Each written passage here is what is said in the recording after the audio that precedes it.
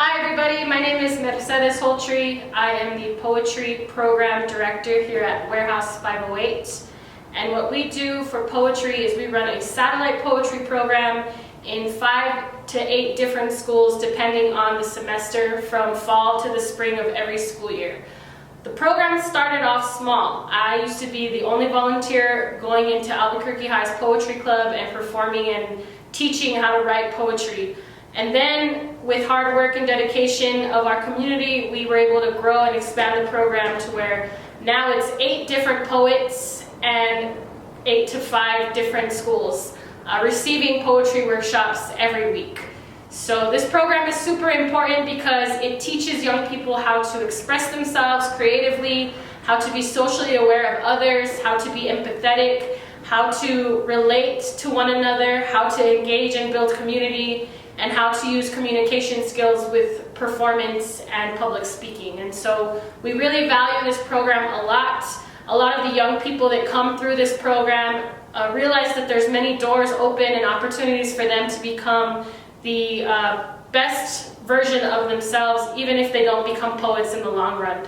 So today you're going to hear from 4 incredible human beings. They are some of Albuquerque's finest youth poets who are getting older each day, but have still decided to come and give you guys some really powerful and amazing poetry. The group of individuals that you'll see today have competed internationally at the Brave New Voices International Youth Poetry Festival in 2019 in Las Vegas, Nevada. That summer we drove a van all the way to the scorching hot desert in Nevada to compete against 72 other teams from around the world. Out of 72 other teams, we made semifinals and made it into the top 20 teams. And then we competed and took 3rd place in our final bout, leaving us 12th place in the entire world for best youth teams. So we are super proud of these young people. Not only did they take 12th place in the entire world, but they were also invited to perform on the final stage as sacrificial poets because their poetry was about Indigenous and Black women who have gone missing. And so you'll hear that poem today because it's super important to both our Black community and our Indigenous community, as well as other poems that speak to the identity that is New Mexico, that is Albuquerque, that is this community. So stick around for that. I know you'll enjoy them. Their names are Kayla Janae, Licia Salazar, Emily Jaramillo, and Yuvia Tafoya, and I know you'll enjoy their poetry.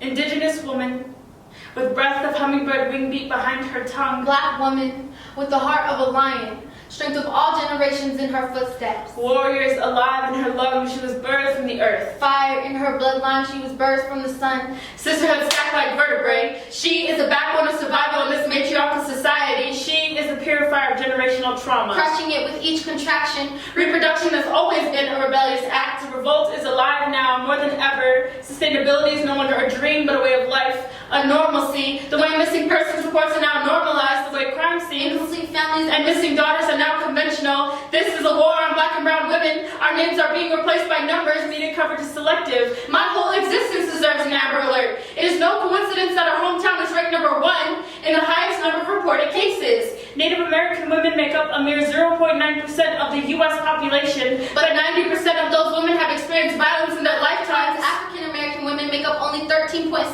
of the population, but make up 36.8% of all missing women cases in the U.S. When the percentage of my existence is lower than my chances at survival, standing on this stage is a radical act. this trauma is alive in our blood. Our lifeline has been threatened since the time of colonization. You tell us to go back to where we came from, but you took me from my land. And you took my land from me. We have been here. We are still here. We will remain here. These roots have always been planted deep, but it's been our job to nurture them into more than just your stereotypes. More than your statistics. More than your numbers. Numbers. Screw your numbers. We are activists. Ruby Bridges. Red Fawn. We are politicians. Deborah Holland. Shirley Chisholm. We are artists. Nina Simone. Lila June. We are poets. Joy Harjo. Maya Angelou. We are survivors. Centoya Brown. Southern trees, bearing strange fruit, blood on the leaves. Ufietan tunang ampis. Timpawan ay. Ipakuan, gitu ay, itan and I. It is us. We are the survivors promising ourselves forever, ensuring that our legacies remain perpetual. Our women have always nurtured beauty from our tribulations. You cannot will our existence into a disappearing act. We rise in the words of Nikita Gill. The ghosts of all the women you used to be are so proud of who you have become.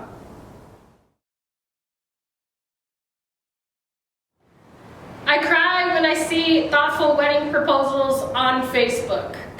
I cry when I think of lost dogs. I choke up at father-daughter dances at wedding receptions. I love hearing babies laugh.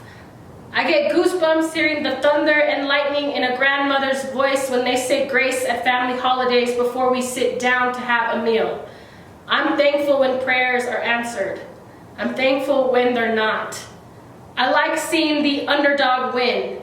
I secretly root for them even when they're up against my team. Most days I am an underdog. Most days I fall short. Most days nobody really understands, so I have the audacity to label myself misunderstood. Some days I label myself no good. Some days no good is good enough. I get tired of pleasing people. I'm a people pleaser, but I ain't no doormat, and I have my mama to thank for that. I'm more of an open door. Not to be mistaken for an open book. I won't let you read everything about me. I gotta trust you first. By open door, I mean I'll literally hold the door open for you. And I don't expect you to say thank you. I'm just a firm believer that making people's lives a little easier throughout the day makes the world seem like it's not on fire all of the time. I'm not a firefighter, but if I can extinguish one person's pain with a poem, you bet your butt I'll write that poem over and over again. I'll write a poem for you. But it will really be for me. I don't know if that makes me selfish or selfless. I like friends who go on roller coasters with me. I like friends who would punch my name right out your jealous mouth. I have friends and they are all gunpowder and firecrackers, sage crystals and brujeria, old dirt roads and riverbanks, Zia tattoos and chimichangas at all subs, all tooth and cackle when we laugh. I have friends and they make the best mirrors. Reflections aren't always beautiful, but they're real, and really I dream of looking in a mirror and seeing the ugliest parts of myself. I almost become unrecognizable. That's one of my deepest, darkest fears.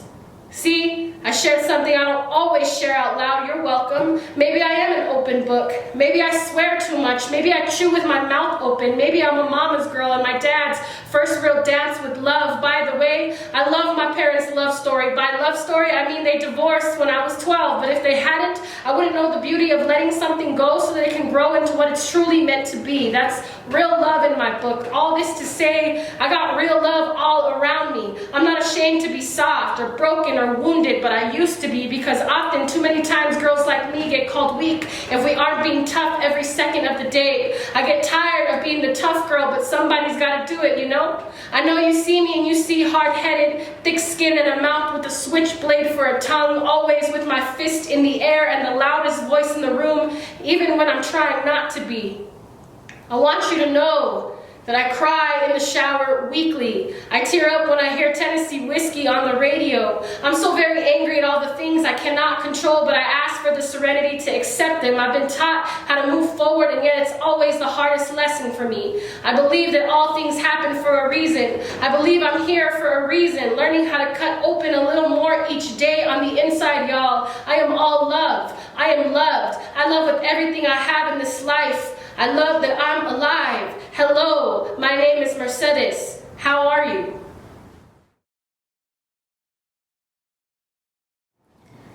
Wade in the water, wade in the water, children, wade in the water. God's gonna trouble the water. Then God said, "Let there be light."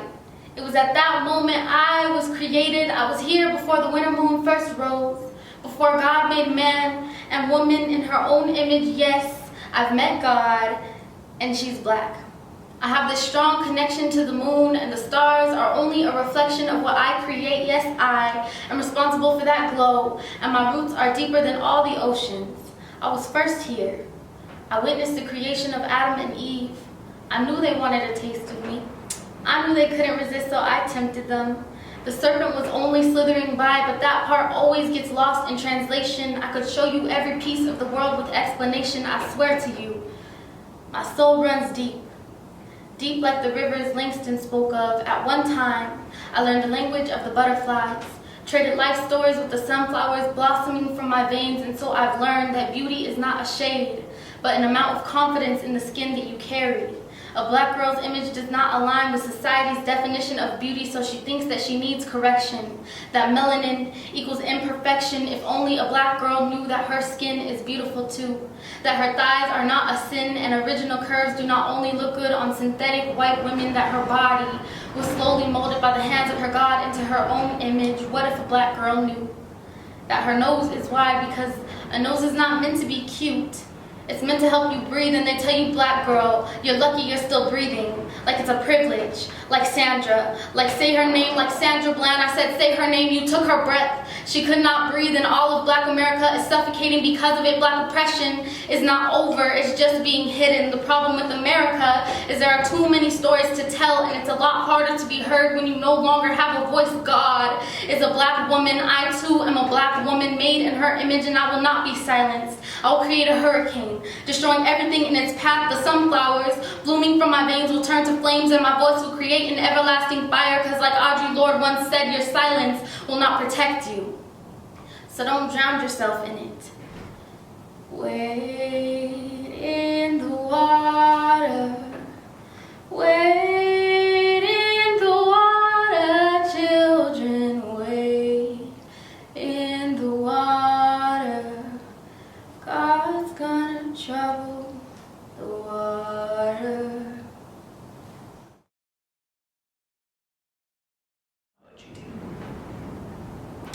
My heart is bleeding. Our bodies are bleeding. America is bleeding, flooding the streets of this nation, a constant fight to repair the wounds of generations before us.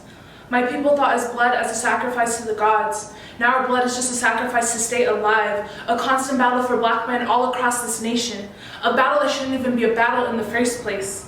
Leaving the house with a reminder of how to protect yourself from someone who's supposed to protect you, but instead murders you in broad daylight, rapes women in ICE concentration camps, and neglects reporting missing person cases of those who lived here before them, those whose holy land has been poisoned with bigotry and hatred and diseases called systemic racism and oppression. Built by those who were stolen from their home, America was built on stolen land, enslaving millions of innocent people, and because of it, we've all become slaves to this reprehensible constitutional power. Our people were born tired, waking up from never-ending generational trauma, a different nightmare every day, every hour, unsettled minds crying for rest, crying for peace, crying for justice, crying for freedom, for love, for any little bit of light that may shine through the stormy clouds, a glimpse of hope when we see someone who looks like us step into office, senate, and any other position of power, a step forward to rebuilding a system that will serve justice for all. This country was built on the dead bodies of sacred people, a continuous genocide to this day, a horror that shouldn't but unites us together. Without the blood, sweat, and tears of Black, Latinx, and Indigenous people, America would not have ink to write its slaughtered story. Our locked arms are stronger than any cage you put us in, more powerful than the tear gas you used to spray us with, more resilient than Flint, Michigan's water trying to cleanse itself from your mistakes. We are the foundation of this country, the building blocks of popular culture, the 64% of those living in poverty. Blacks and Latinos make up nearly 32% of the US population, but are 56% of all incarcerated people. In 2012 alone, the US spent nearly $81 billion in corrections. Police protect capital more than they protect their own people, would rather arrest thousands of peaceful protesters than arrest their own who are clearly guilty of murder.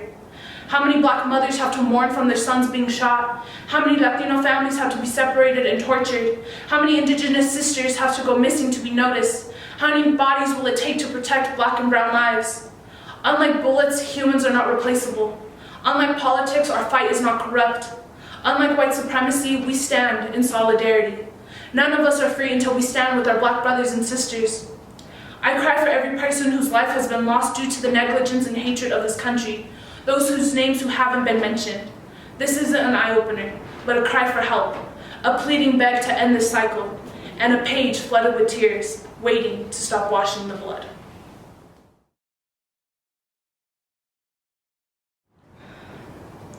The funny thing about death is, a dead poet's work lives a better life than they ever did. Features become another one-night stand with a different microphone, and the most memorable thing about her was her work, and not her name. When I die, write she tried on my tombstone, write intergenerational heartbeats, love is light skin, name narrative text I couldn't send. You know you're native when you see.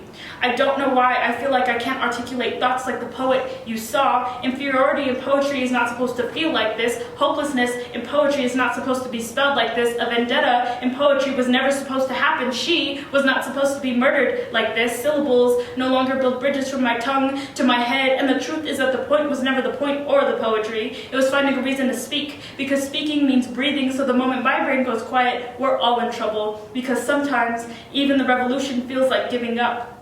And if you can't feel your own words, you're the worst kind of dead. Heart still beating, but it doesn't matter anymore. It doesn't recognize your soul anymore. I no longer possess the ability to hide behind metaphors. She turned to I, and I am scared. She isn't who she thought she would be. Like codependency did bite and claw and scream in her throat until it was raw. Like history is only something you share and not fight your way through. Like prescriptions encased in candy-coated shell are engraved with your lover's name, but foam out of your mouth and down your cheek with a different one. And it's funny that this started with insecurity and morphed into nostalgia, because sometimes they are one in the same thing, and she is not the same, because history likes to play freeze tag, and she wishes I wasn't it. She doesn't choke on guilt-flavored lilies anymore, doesn't gasp awake starved of touch, or you doesn't play checkers with every poetry journal she's ever spat in, doesn't bathe in mirror shards, praying to God that the reflection would just go away. She's a jump rope with tight twisted strings of her own tears. She doesn't exhale envy and watch us swirl higher and higher in the cold weather. Breathe. Breathe. And for once, don't choke on air that is not your own.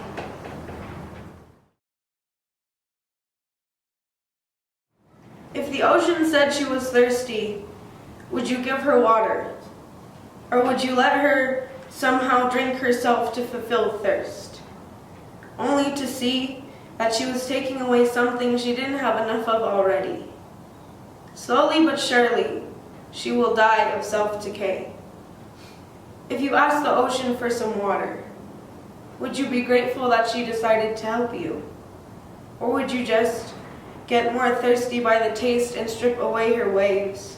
If you wanted to see inside the ocean, would you even ask permission to enter? Or just try to swim to the bottom, knowing she couldn't stop you? When you told the ocean you could see right through her, did you consider how you made her feel as though she could be vulnerable with you, even if you didn't put a grain of truth into your words? She observes jaws, waiting for your missing arm, sadly knowing everyone will be talking about your survival story. She will never strike you.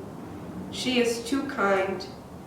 With everything under her essence dying, she is too tired trying to help everything live once more.